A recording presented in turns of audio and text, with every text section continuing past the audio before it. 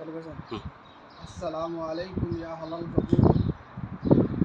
আমাদের সাহাবী, বিশিষ্ট একজন সাহাবী হযরত জুবাইর রাদিয়াল্লাহু তাআলা আনহু, আবু যিনি তালা। জান্নাতে দুনিয়াতে যে কয়জন 10 জন সাহাবী হুম।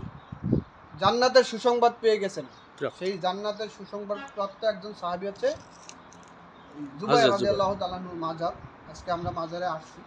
দেখেন, আমি যদিও হাত পা লাড়াচ্ছি, এটা আমার ইয়ে হচ্ছে যে আমার আসলে, কিন্তু বুঝানোর জন্য সমস্যা নেই। আমি দেখাচ্ছি যে দেখেন, এত বড় মাপের একজন সাহাবী জুবাইর রাদিয়াল্লাহু তাআলা আনহু। তার মাজার হচ্ছে আমি যে বসরার জুবাইর নামক জায়গা, হুম। বসরার জুবাইর। আল তো খতোয়া। আমরা আসলে আমার খুব কাছে, আমার এখান থেকে 30 মিনিটের জায়গা, 20 কিন্তু মিনিট, আমি হাইস্ট 20 মিনিট। কখনো জানি নাই, এই কারণে আমি আসতে পারিনি। তো আজকে আমরা আসছিলাম। এর আগে আমরা তালহা রাদিয়াল্লাহু তাআলা আনহুর মাজারে গিয়েছিলাম, হ্যাঁ, হ্যাঁ। তারপরে হাসান বসরি হাসান রাদিয়াল্লাহু বসরি। তাআলা আনহুর রওজা মোবারকে গিয়েছিলাম। এখানে আমরা আসছি আজকে। এখন জুবাইর রাদিয়াল্লাহু তাআলা আনহু হুম। মাজারে আমরা আছি। দেখেন, এত বড় মাপের একজন সাহাবী, তার রওজা মুবারকের ইয়াটা দেখেন, পরিবেশটা দেখেন, সেন্ডি দেখেন। হুম। এত অ্যাকচুয়ালি বড় মাপের একজন সাহাবী। নির্মাধীন আর কি তৈরি করছে। মহানবী হযরত মুহাম্মদ সাল্লাল্লাহু আলাইহি সাল্লামের সাথে এই জুবাইর রাদিয়াল্লাহু তাআলা আনহু, তালহা রাদিয়াল্লাহু তাআলা, এরা সরাসরি বদর যুদ্ধে, উহুদের যুদ্ধে এরা অংশগ্রহণ করছে। এই সাহাবীরা বিশিষ্ট সাহাবী। আমি আসলে ওইরকম মাপের ইসলামের বক্তা না যে, বা আমি আপনাদেরকে ওইভাবে বুঝাইতে পারছি, হয়তো কথা ভুল হইতে পারে, কিন্তু আমার মনের আবেগ দিয়ে আসলে আমি বলার চেষ্টা করতেছি যে এত বড় মাপের একজন সাহাবীর মাজার দেখেন।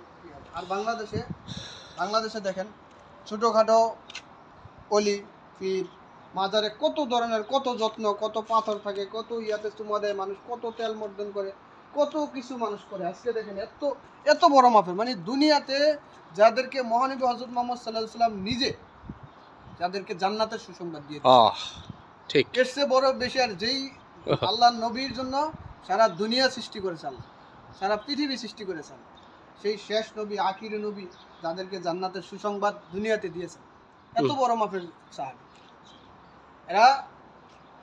এখন মহানবী হযরত মুহাম্মদ সাল্লাল্লাহু আলাইহি ওয়াসাল্লাম ছিলেন মক্কা মদিনা, তারা বসরাতে কিভাবে আসলেন? বসরাতে আসছে এই সাহাবীরা উসমান রাদিয়াল্লাহু তাআলা আনহুর হত্যার বিচারকে কেন্দ্র করে আলী রাদিয়াল্লাহু তাআলা আনহু, যে ইসলামের চতুর্থ খলিফা, আলী রাদিয়াল্লাহু তাআলা আনহুর বিরুদ্ধে সাথে একটা যুদ্ধ হয়। সেই যুদ্ধটা হয় বসরা সিফফিন নামক স্থানে, সাফফান। সেই সাফফানে এই আলী রাদিয়াল্লাহু তাআলা আনহুর বিরুদ্ধে যুদ্ধ করে তালহা রাদিয়াল্লাহু তাআলা আনহু, জুবাইর রাদিয়াল্লাহু তাআলা আনহু, তারপরে আরো অনেক বড় বড় সাহাবীরা মৃত্যুবরণ করেছে, শহীদ শাহাদাত বরণ করেছে। সেই শাহাদাত বরণকারী একজন বিশিষ্ট সাহাবী হচ্ছে জুবাইর রাদিয়াল্লাহু তাআলা আনহু। তিনি এখানে উষ্ট্রের যুদ্ধ, যেটা উষ্ট্রের যুদ্ধ, আপনারা যারা ইতিহাস বই পড়ছেন তারা জানবেন যে উষ্ট্রের যুদ্ধটা কেন হয়েছিল। সেই উষ্ট্রের যুদ্ধটা ছিল আপনার পৃথিবীতে মুসলমানদের বিরুদ্ধে প্রথম যুদ্ধ। এই উষ্ট্রের যুদ্ধে কিন্তু, এবং উষ্ট্রের যুদ্ধটা হয়েছিল মুসলমানদের সাথে, এবং সেই যুদ্ধে এত বড় সাহাবীরা তালহা রাদিয়াল্লাহু তাআলা আনহু, জুবাইর রাদিয়াল্লাহু তাআলা আনহু, এরা শাহাদাত বরণ করেছে। এই কারণে এরা এই যুদ্ধটা বসরায় হয়েছে। বসরাতে শাহাদাত বরণ করার পরে এদেরকে বসরায় দাফন করা হয়েছে। দুইটা একটু ফারাক যায়। কতটা দূরত্ব? 10 এখান মিনিট। থেকে এখানে আধা কিলো হবে দূরত্বটা। এটা হচ্ছে জুবাইরের যে আপনার ব্রিজটা আছে, ব্রিজটার একেবারে যে হাইওয়ে, যে ফ্লাইওভারটা আছে, এই ফ্লাইওভারটার কাছে, ফ্লাইওভারটার গোড়ায় আপনারা যদি নাম বলেন জুবাইর রাদিয়াল্লাহু তাআলার মাজার শরীফ, তাহলে আপনারা এই ইরাকিরা যে কোনো ইরাকি মাজারের কথা বলেন, যারা ইরাক আসছেন, ইরাক প্রবাসী। আর যদি তালহা রাদিয়াল্লাহু তাআলার মাজারের কথা বলেন, আরেকটু সামনে, আপনারা এই ব্রিজ থেকে আরেকটু সামনে গেলে আপনারা পাবেন।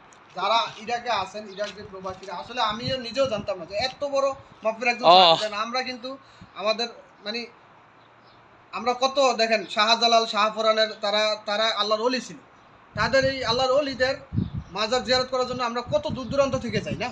আর অথচ যারা দুনিয়া থেকে জান্নাতের সার্টিফিকেট প্রাপ্ত, যারা এই ইসলামের জন্য বদর যুদ্ধে, উহুদের যুদ্ধে কাফেরদের বিরুদ্ধে যুদ্ধ করছে, ইমানি শক্তি দ্বারা ইসলাম প্রতিষ্ঠার জন্য এরা যুদ্ধ করছে। হাসান বসরির রওজা শরীফ সামনে আসছে। আমার ভুল হইতে পারে যে আমি আসলে বারবার বলছি যে আমার বলার আমি অনেক ধরনের ভাষা পাচ্ছি না, যেটা যদিও ভিডিও করার জন্য না, আমি জাস্ট আপনারা যারা আসছেন আশেপাশে, যদি সুযোগ হয়, অনেক মানুষ কিন্তু লক্ষ লক্ষ টাকা খরচ করে কিন্তু এখানে চাইলে আসতে পারে না। যেমন দেখেন, আমরা চাইলে সৌদি আরব হজে যেতে পারি না, আমরা কিন্তু নামাজের সময় দোয়া করি, হে আল্লাহ আমাদেরকে আল্লাহর ঘর কাবা শরীফ জিয়ারত করার তৌফিক দিও, না দোয়া করি না? আমরা যেহেতু এত এই কাবা শরীফ জিয়ারত করার দোয়া করি, তা আমরা কিন্তু যাইতে পারি না।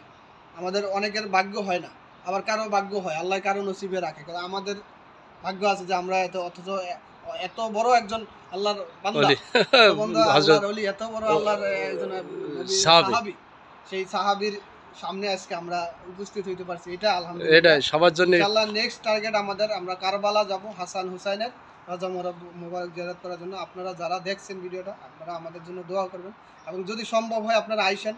যদি আপনারা বস্তায় যারা থাকেন, আপনারা যদি আমাকে নিয়ে আসতে চান, আমি আপনাদেরকে নিয়ে আসবো।